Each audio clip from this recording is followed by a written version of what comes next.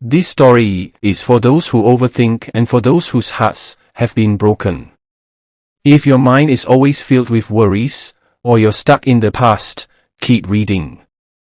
It's time to let go and find peace. And remember, it will always improve your English. Our brain weighs about 3 pounds, but sometimes, the thoughts in our minds feel like they weigh a ton. We think about everything so much that it starts to hurt.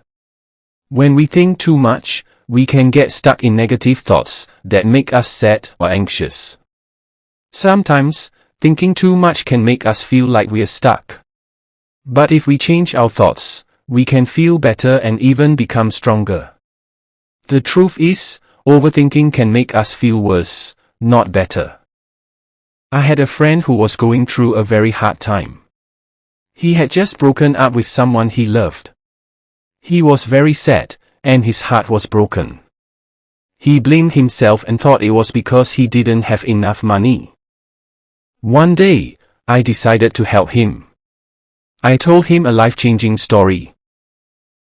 Once upon a time, in a small village nestled in the mountains of Switzerland, there lived a boy named Villon. Villon was a kind-hearted boy, but he had a problem. His heart had been broken by a love that had slipped away.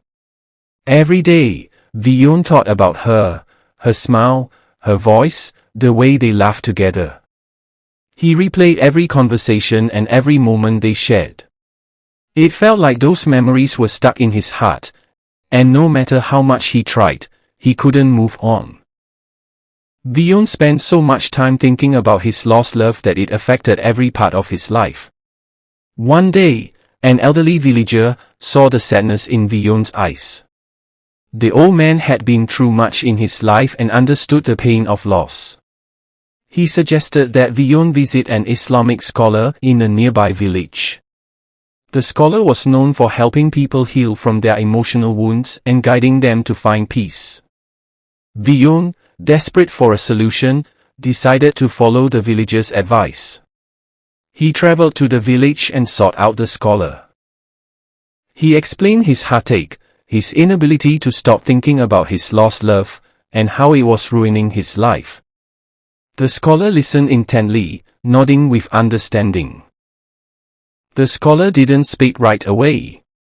Instead, he stood up and walked out of the room, leaving Villon alone with his thoughts. After a short while, the scholar returned with a small wooden cup of water in his hand. He sat across from Villon and placed the cup on the table. "Tell me, Villon," the scholar asked softly, "what is the weight of this cup of water?" Villon thought for a moment before answering, "It's light, just a small cup." The scholar nodded and asked, "And if I hold this cup for an hour, what will happen?" "It might start to feel a little heavy," Villon said. The scholar smiled gently and asked, "And if I hold it for a whole day?" "My hand would start to ache," Villon replied. "Exactly," the scholar said. "But tell me, did the weight of the cup change in that time?" Villon thought for a moment and answered, "No, the cup's weight didn't change." "Correct," the scholar said. "Now, what would you suggest I do to stop the pain?" Villon paused, then said, "Put the cup down." The scholar nodded again, his eyes wise and kind. "Just like this cup of water, your heartache may feel heavy at first. But when you hold onto it for too long, it becomes unbearable. The key to healing is to let go of the past and focus on the present. Your thoughts, like the weight of this cup, will only cause you pain if you keep holding on to them." Villon sat in silence, reflecting on the scholar's words. He realized that he had been holding on to his memories, his pain, for far too long. He had been carrying the weight of his lost love in his heart, and it was weighing him down. But now, he understood. In order to heal, he needed to let go of the past. From that day on, whenever Villon found himself overthinking, he would remind himself of the scholar's lesson.